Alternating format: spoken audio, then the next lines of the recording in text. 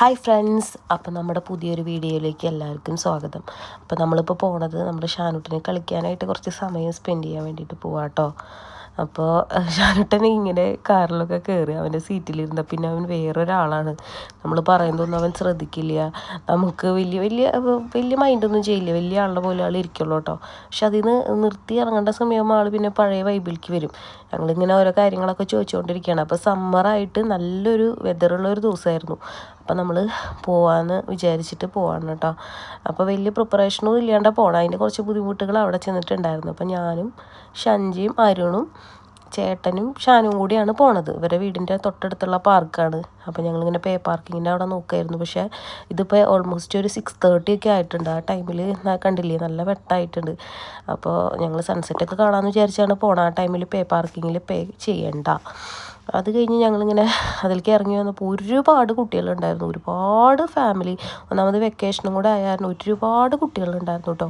അപ്പം നമ്മുടെ റോസ് പൂവുള്ള മരമൊക്കെ ഇങ്ങനെ പൂത്ത് നിൽക്കുന്നുണ്ട്. അപ്പം ഞാനും ചേട്ടനും അങ്ങോട്ട് പറയുമായിരുന്നു ദിവ്യയുടെ കാര്യം.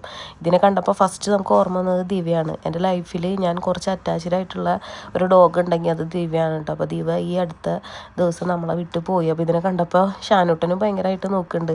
കാരണം ദിവ്യയുടെ ആ ഒരു ഓർമ്മകളൊക്കെ നമുക്ക് വന്നു. അപ്പോൾ ഷാനുട്ടൻ ഇങ്ങനെ എക്സൈറ്റ്മെൻ്റ് ആണ്. ഇത്ര ആൾക്കാരെ കാണുന്ന ആ ഒരു സന്തോഷവും എല്ലാം കൂടെ ആയിട്ട് ആൾ നല്ല എക്സൈറ്റഡ് ആണ്. ആൾക്ക് ഇങ്ങനെ കുറേ കുട്ടികളെ കാണുന്നതൊക്കെ ഭയങ്കര ഇഷ്ടമാണ്. ഞാനും ഇവനും കൂടെ തന്നെ ഇങ്ങനെ ഇരുന്നിട്ടേ ഇവൻ എന്നെ കാണുമ്പോൾ ഭയങ്കര ഇത്രയും ആൾക്കാരെ കാണുമ്പോൾ ഭയങ്കര സന്തോഷമാണ്. അങ്ങനെ ഇത് അവിടെ ഒരു ചെറിയൊരു സാൻഡ് പാർക്കിൻ്റെ ഒരു ചെറിയൊരു പോർഷൻ ഉണ്ട്. അവിടേക്കാണ് പോണത്. അപ്പോൾ അവിടെ ആകുമ്പോൾ നമുക്ക് വലിയ കാര്യമായിട്ട് ബോധറേണ്ട, വീണാലൊന്നും പറ്റില്ല. ചാടി തുള്ളിയൊക്കെ പോകുന്നുണ്ട്. ആൾ നല്ല ഹാപ്പിയാണ്. ആ ഗേറ്റിൻ്റെ അതിലെ വിട്ടപ്പോഴേക്കും ആൾ ഓടി പോകുന്നുണ്ട്. പക്ഷെ ഓടിപ്പോയിച്ച് ആൾക്ക് എന്താ ചെയ്യേണ്ടതെന്നൊന്നും വലിയ ഗ്രാഹ്യമില്ല. ആളിങ്ങനെ നടക്കണമെന്നല്ലാണ്ട് ആൾക്ക് അവിടെ എന്ത് ചെയ്യണം, ഇതുകൊണ്ട് എങ്ങനെ കളിക്കണം എന്നൊന്നും അറിയില്ല. നമ്മുടെ പഴയ കാലമൊന്നും അല്ലല്ലോ. നമ്മളൊക്കെ എന്ന് പറഞ്ഞാൽ മണ്ണ് വാരി കളിക്കും, മണ്ണ് കൊണ്ട് ഇങ്ങനെ ഉണ്ടാക്കി കളിക്കും. അതുപോലെ നമുക്ക് ഇങ്ങനെ ഓടിക്കളിക്കലെന്ന് പറഞ്ഞാൽ അത്ര വലിയ സംഭവമൊന്നുമല്ല. ഇവന് ഇത്ര സ്ഥലം കിട്ടിയപ്പോൾ ഇവന് എന്തോ ഒരു പ്രത്യേക ഒരു വൈബ് തന്നെയായിരുന്നു. കാരണം എന്താണെന്ന് വെച്ചാൽ കുട്ടി ആദ്യമായിട്ടാണ് ഇത്ര മണ്ണ് ഇതുപോലെ കാണുന്നത്. ഇതിന് മുന്നേ നമ്മൾ വന്നിട്ടുണ്ടെങ്കിൽ അവൻ ഭയങ്കര ചെറുതാണ്. അന്ന് ഇവൻ നമ്മൾ കൈമ പിടിച്ച് നടത്തുക, ആ ഒരു അല്ലെങ്കിൽ ഇരുത്തി കളിപ്പിക്കുക, അത്രയൊക്കെ ഉണ്ടായിരുന്നുള്ളൂ. അവിടെ ഏകദേശം ഓൾമോസ്റ്റ് ഒരു 1 ഇയർ തുടങ്ങിയുള്ള കുട്ടികളുണ്ട് കേട്ടോ. അപ്പോൾ ഞങ്ങളൊക്കെ അവനിങ്ങനെ നോക്കിക്കൊണ്ടിരിക്കുകയാണ്. ഓൾമോസ്റ്റ് ബാക്കി പേരൻസൊക്കെ അവിടെ കുട്ടികളെ വിട്ടിട്ട് അവിടെ നോക്കിയിരിക്കണുള്ളൂ. പക്ഷേ എനിക്ക് അങ്ങനെ വിടാനുള്ളൊരു ധൈര്യമില്ല. ഒന്നാമത് ഇവനിതൊരു ഫസ്റ്റ് എക്സ്പീരിയൻസ് ആണ്. ഇവനെങ്ങനെ ചെയ്യണം എന്നൊന്നും അറിയില്ല. ഇത്ര പേരായിട്ട് കളിക്കുമ്പോൾ എങ്ങനെയാണെന്നൊന്നും അറിയില്ല. മറ്റുള്ളവരുടെ കളിപ്പാട്ടമൊക്കെ എടുത്ത് കളിക്കുന്നുണ്ട്, ഓടി അവരുടെ അടുത്തേക്ക് ചെല്ലുന്നുണ്ട്, എല്ലാവരുടെ അടുത്ത് വിശേഷം ചോദിക്കുന്നുണ്ട്. ആ കുട്ടികളൊക്കെ അവരുടെ കാര്യം മാത്രം നോക്കിയിരുന്ന് കളിക്കുക. ഇവനാണെങ്കിൽ എല്ലാം ഇവരോട് പോയി ഇങ്ങനെ ഇൻട്രാക്ട് ചെയ്യാനൊക്കെ നോക്കുന്നുണ്ട്. നമുക്കറിയില്ല, പലരും പല ആൾക്കാരല്ലേ. അപ്പോൾ ഞാനും കുറേ നേരം കഴിയുമ്പോൾ അവൻ്റെ കൂടെ അങ്ങോട്ട് ഇറങ്ങാണ്ട് കേട്ടോ. കുറേ നേരം ആൾ കുത്തി കളിക്കും, വെറുതെ കോലിട്ട് കുത്തി മണ്ണ് ഇങ്ങനെ ഇതാക്കും. പിന്നെ പൂച്ച കാണിക്കണ പോലെയൊക്കെ കാണിക്കണ്ടായിരുന്നു. ആൾക്ക് വലിയ ഗ്രാഹ്യമൊന്നുമില്ല ഇതെങ്ങനെ ചെയ്യണം, എന്ത് ചെയ്യണം എന്നൊന്നും. പക്ഷെ ആൾ ഭയങ്കര ഹാപ്പിയാണ്, ഭയങ്കര എക്സൈറ്റഡ് ആണ്. അപ്പോൾ നമ്മളാണെങ്കിൽ സാൻറ്റോയ് ഒന്നും കൊണ്ടുപോയില്ല. നമ്മളങ്ങനെ പോകണമെന്ന് വിചാരിച്ച് പോയതല്ലല്ലോ.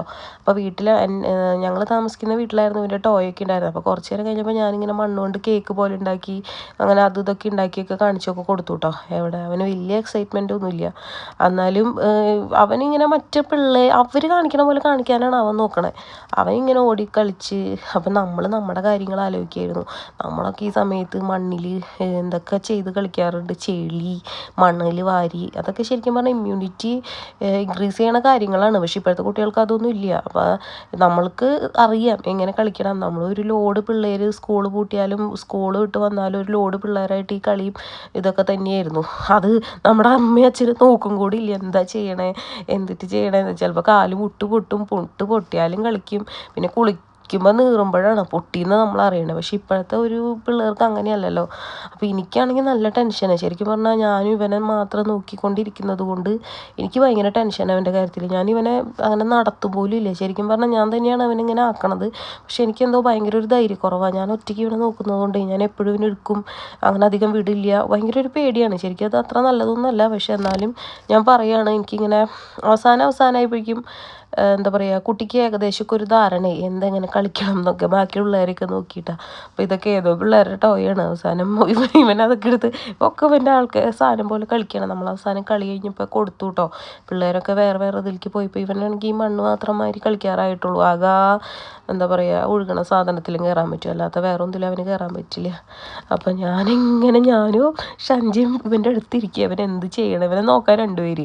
ബാക്കി പേരൻസൊക്കെ നോക്കുക, ഇവരെന്തിനും ഇങ്ങനെ നോക്കുന്നത്. കാരണം അവർ ചെറിയ കുട്ടികളെ വെറുതെ അഴിച്ചു വിട്ട പോലെ വിട്ടേക്കാം. നമുക്ക് അങ്ങനെ വിടാനായിട്ടുള്ളൊരു ധൈര്യമില്ല. ഒന്നാമത് ഇവിടെ എന്തെങ്കിലും പറ്റിക്കഴിഞ്ഞാൽ NHS പോയാൽ 100 ചോദ്യമാണ്. അപ്പം നമ്മൾ അതുപോലെ ആയിട്ട് ശ്രദ്ധിക്കണം. ഇതൊക്കെ കഴിഞ്ഞ് ഏകദേശം പോകേണ്ട സമയം എന്ന് പറഞ്ഞിട്ട് ഇവ സമ്മതിക്കണമൊന്നുമില്ല. എന്നിട്ട് പിന്നെയും നമ്മൾ കുറച്ച് നേരം 8 മണി 8:15 ആയിട്ടുണ്ട് ഈ ടൈമിൽ കേട്ടോ.